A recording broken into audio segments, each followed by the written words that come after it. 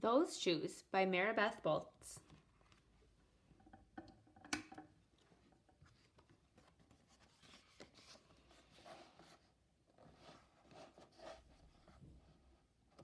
I have dreams about those shoes. Black high tops, 2 white stripes.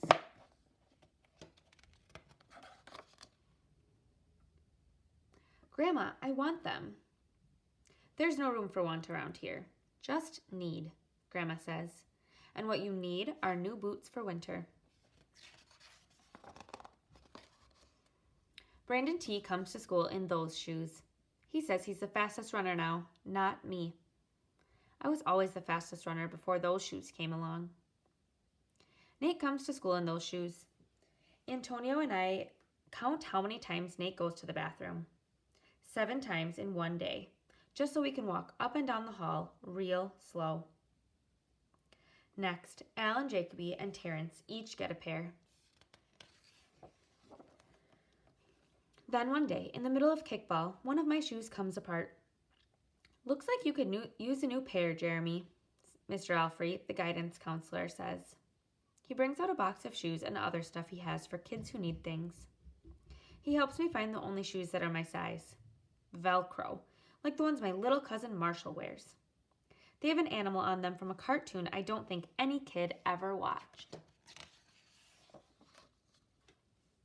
When I come back to the classroom, Alan Jacoby takes one look at my Mr. Alfrey shoes and laughs. And so do Terrence, Brandon T., and everyone else. The only kid not laughing is Antonio Parker. At home, Grandma says, "How kind of Mr. Alfrey." I nod and turn my back. I'm not going to cry about any dumb shoes. But when I'm writing my spelling words later, every word looks like the word shoes. My grip is so tight on my pencil, I think it might bust. On Saturday, Grandma says, "Let's check out those shoes you're wanting so much. I got a little bit of money set aside. Might be enough. You never know." At the store, Grandma turns those shoes over so she can check the price. When she sees it, she sits down heavy. "Maybe they wrote it down wrong," I say. Grandma shakes her head.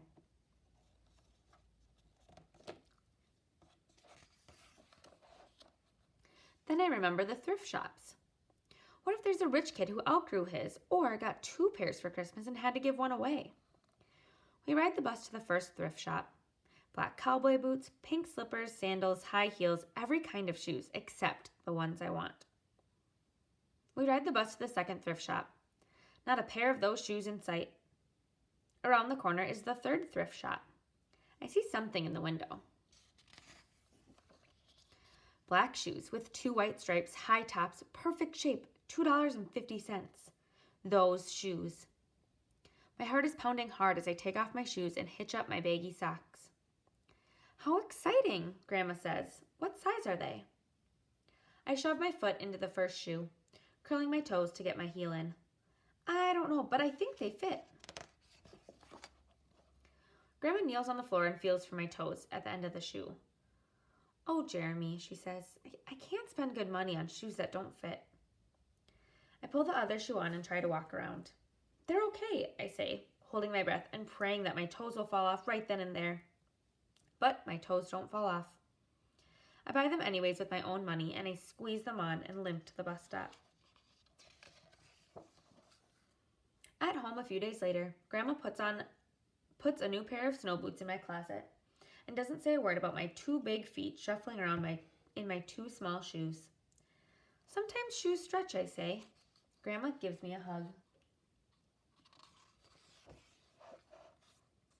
I check every day, but those shoes don't stretch. I have to wear my Mr. Alfreys to school instead. One day during math, I glance at Antonio's shoes.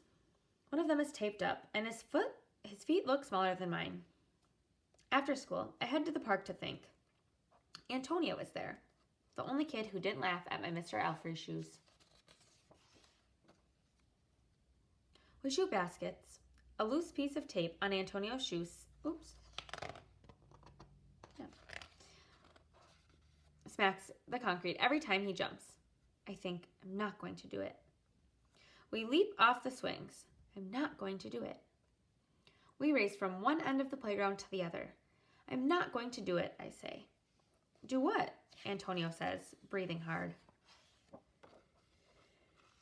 Grandma calls me for supper and invites Antonio over too. After supper, he spies my shoes. How come you don't wear them? Antonio asks. I shrug.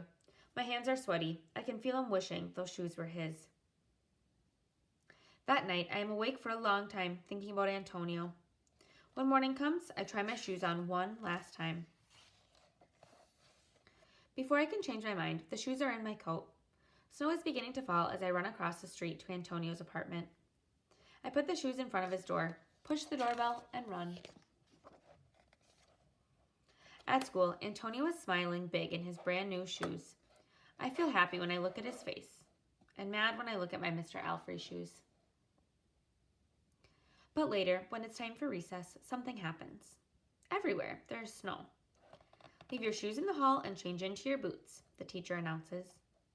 Leave your shoes in the hall. It's then I remember what I have in my backpack. New boots, new black boots that no kid has ever worn before.